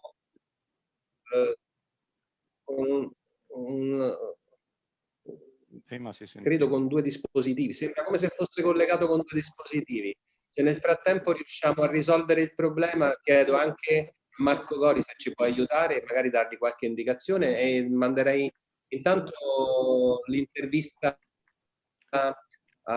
che Jenny ha fatto a Irving Grant. Ok, so for the panel I will... La deve mandare online Marco Gori. Sì. Okay, please, for the technical officers, please launch the interview with Mr. Grant Erwin, that is the chief of the Resilience Office of the City of Pittsburgh. So while Professor Roberto Moro solves these technical issues, please, can you launch the interview? Thanks.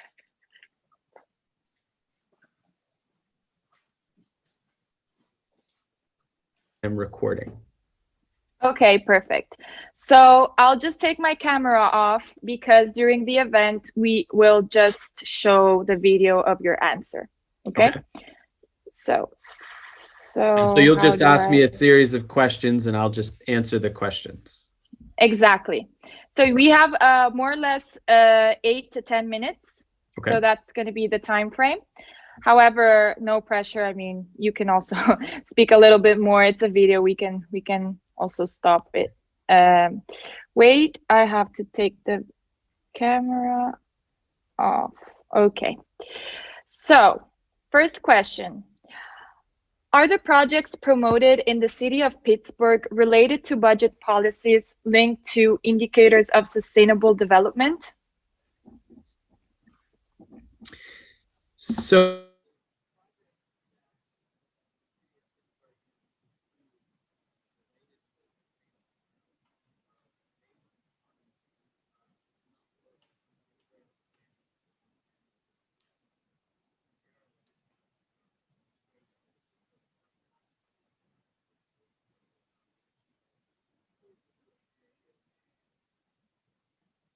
both from a strategic direction for municipal government and how we deliver services, but also has become more and more integrated in terms of municipal service delivery. So for things that we have developed over the last year has been a series of delivery units. And those delivery units are focused in on critical projects that were identified in our climate action plan that are now starting to go through an implementation phase that incorporates budgeting. So one great example has been the utilization of an energy efficiency team that we have created that consists of multiple departments, the Department of Public Works, the division I lead, the Sustainability and Resilience team, our legal team, as well as our Office of Management and Budget, where we have gone through a detailed analysis of facilities that we own and operate and created energy efficiency strategies for them. And so right now, a key piece of policy that we have crafted is our net zero buildings policy for municipal buildings. We have identified those facilities and are now scoping the projects that require budgetary assistance to bring them to fulfillment. Another great example has been electricity procurement or energy procurement as a whole, where we have crafted a delivery team that is focused on procuring commodity assets, whether it's water, gas, electric, steam, and currently we're in the process of developing an electricity procurement for locally sourced renewable electricity. And that is all now part of kind of our budgetary process where we're matching our allocated spend with the delivery of objectives we've identified in our climate action plan. Sounds very interesting. And the second question would be if some of these projects have been financed through public-private partnerships. Mm-hmm. So one of the key things that we have developed with our budgeting process and climate process has been the utilization of funding. And one of the tools has been public-private partnerships. So for example, we're currently in a process right now where through our climate action plan, we have identified distributed energy resources, or in other cases known as district heating, as being one of the key tools that we can pursue to reduce our carbon impact as we move towards a carbon-free future. And a critical component of that has been to integrate with private sector utility providers both the strategic planning for and the delivery of district heating services. In fact, just today, we're working on an agreement with a district energy service provider to both connect our facilities as being that service, but also scoping out kind of broader district scale investments that incorporate both private entities through the normal real estate development cycle, as well as public entities, public authorities, our sports and exhibition authority, our water authority, our redevelopment authority, as well as city government itself. And it is that integrated kind of resource that is allowing us to fulfill climate projects. So it's not one sector, but it requires the private sector, the public sector, as well as the non-governmental sector, we call NGOs here in the US, that are helping to deliver on that district energy strategy. Okay, perfect, Mr. Grant. I think we can stop the recording. And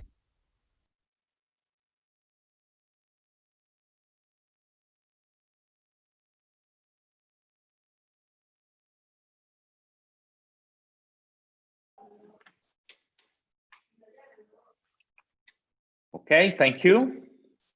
We heard the interview. Obviously, if you have some questions for our panelists, you can write these questions on our chat so that we can think about answering your questions.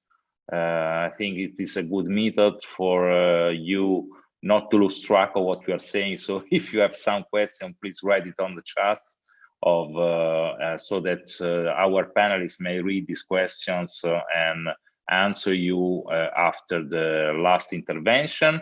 So I hope that we solved the technical issues with Professor Roberto Moro Visconti. Let me try to hear from him. Can you hear me now? Oh, finally, I hear you perfectly. Sorry, I changed the three computers, now the last one. Okay, we are going to have a sort of introduction. And can I share my slides? Can you see them now? Not yet, but I think that you can try to share them. I have uploaded them anyway. Okay. So they are anyway available. And then I can start talking. I'm going to talk about smart hospitals and sustainable finance investments. And this is a very important topic, not only now because we have the COVID experience, but also in normal times. The big issue is the following, that we all need smart hospitals, especially smart public hospitals, but public authorities have little, if any, money left. And this is because there are a lot of budget constraints, and healthcare is becoming more expensive, more technological, and people are getting older. And this is happening not only in OECD or Western countries, but everywhere in the world. And that is why there is a big stress upon this kind of vital issues. And so this is why we need a sort of combination between the public and the private. We need public-private partnerships. And normally they use the financial vehicle of project financing. So we have a sort of triangular relationship between the public, the private, and the sponsoring bank that is behind the private entrepreneur, because as we know, project financing is highly levered. We have a leverage of up to 80–90% in the peak period at the end of the construction of the new hospital before the management phase. So we need to have smart hospitals, and there is a sort of combination between the public and the private. The public is going to say, I need to build up a new hospital. I need it especially for acute people, but I don't have enough money. And especially when elections and polls are becoming closer, politicians are getting nervous and they want a new hospital just to show to the citizens that are building something new. The private is going to say, okay, I am willing to build the new hospital for you in accordance with you, but I need, of course, to be paid. I need to have a long-term investment with a positive net present value. And also, if we are going to invest in technological, in smart hospitals, maybe we are going to save money because some functions are going to be done using blockchains. Blockchains are very important because we can validate healthcare information. We can use big data. And there is an ultimate goal to transform, whenever it is possible, of course, inpatients in outpatients, and outpatients that come to a day hospital to home patients. We don't know how much it is important to keep people with COVID far from first aid kit hospitals.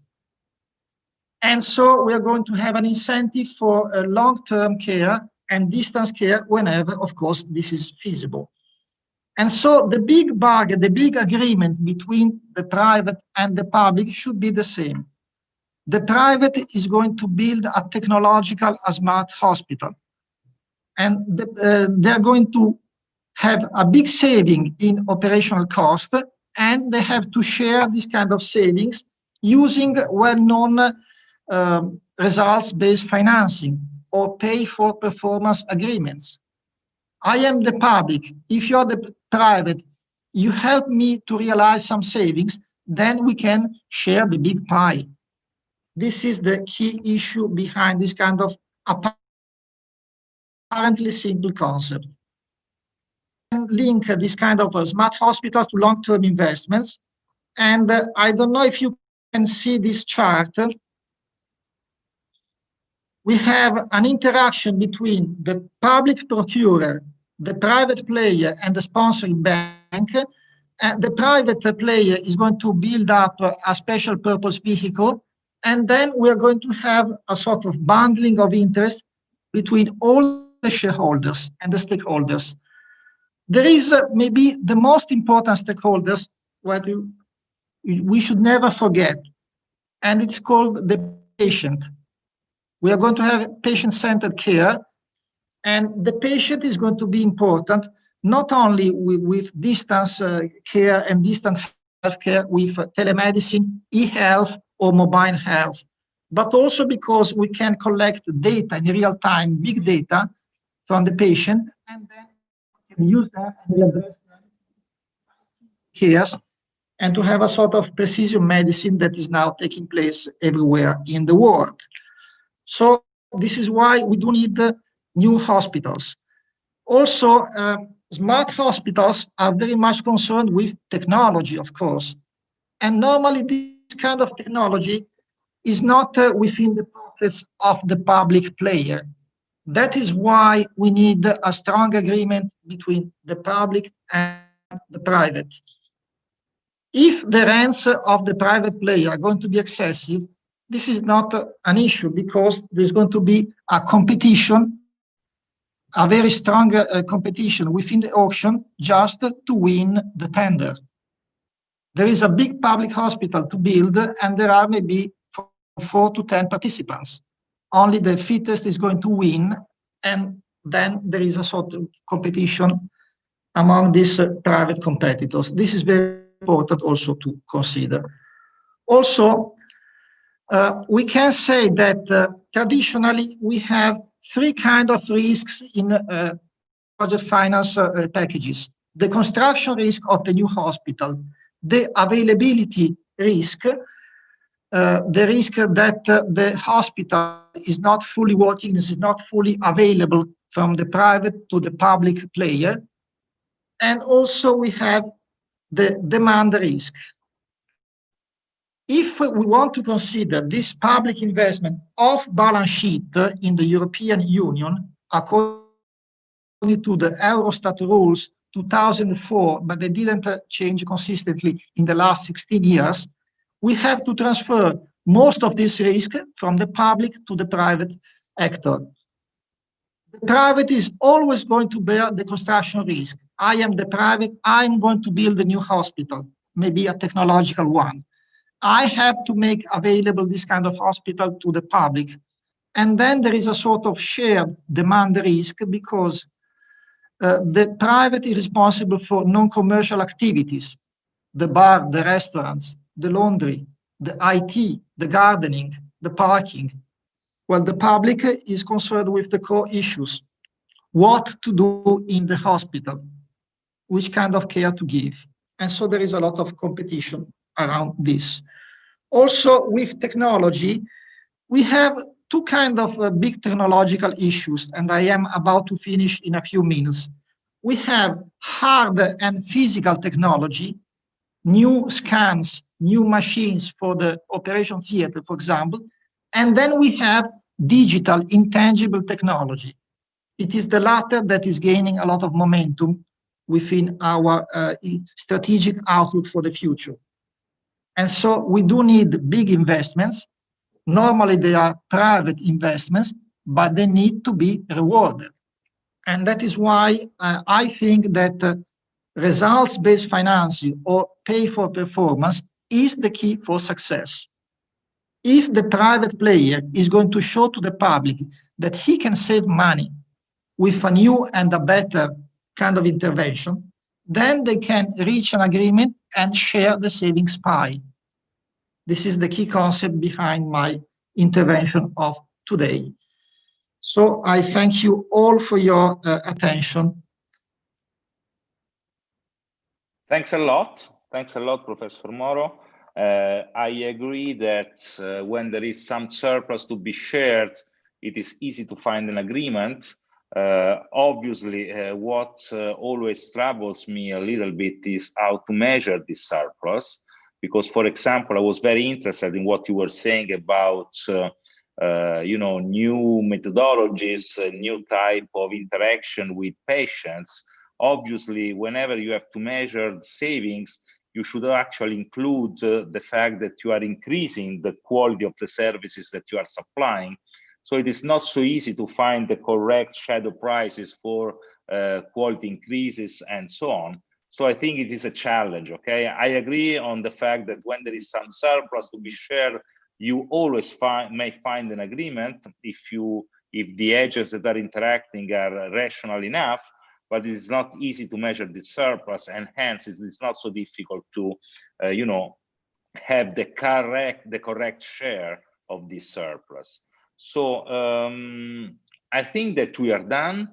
And I'm waiting actually for question and answers from other participants, from our listeners, or by means of the chat, you can ask your questions.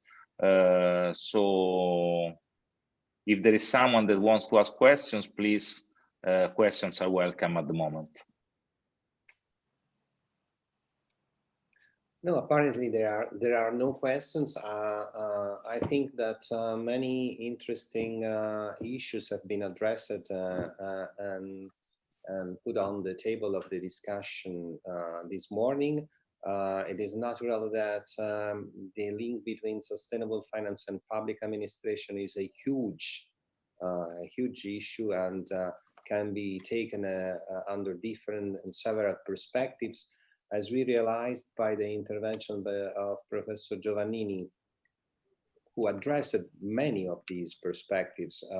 The field of research is a very interesting one and very complex one, because there are a lot of interlinkages, but also, as you, Marco, were stressing, it is also difficult to put then theory in practice. And that's another challenge. And the intervention of Marco De Giorgi and the interview to Wervin Grant, I think they have been useful to not only to show that we can do something in practice, but also which are the challenges of this doing and of this well doing, actually. If there are no questions, I will once again thank you all the chair first, and then all the speakers and the guests that have been with us this morning for this first appointment of the 4th Social Impact Investment International Conference. I give you, I will remember you that we will meet again this afternoon at 4 o'clock for another webinar on sustainable finance and non-financial information with an interesting blend of speakers. And finally, let me thank you once again, Professor Labriola and the SNA for this partnership at this webinar. And as I already remember to Professor Giovannini, I think we will have the chance to interact in the next future in other occasions in relation with the research and not only. So thank you everybody once again. Thanks a lot. You all have the links for the next webinar this afternoon. Have a good lunch. We have been, notwithstanding all the technical issues, we have been we are perfectly in time, and I leave you to the lunch, which I hope it will be not a distant lunch, but a concrete lunch in presence. Okay. So thanks once again. Bye bye. Ciao a Thank tutti. you. Thank you to the interpreters also. Bye. Ciao. Ciao. Bye bye. Bye bye.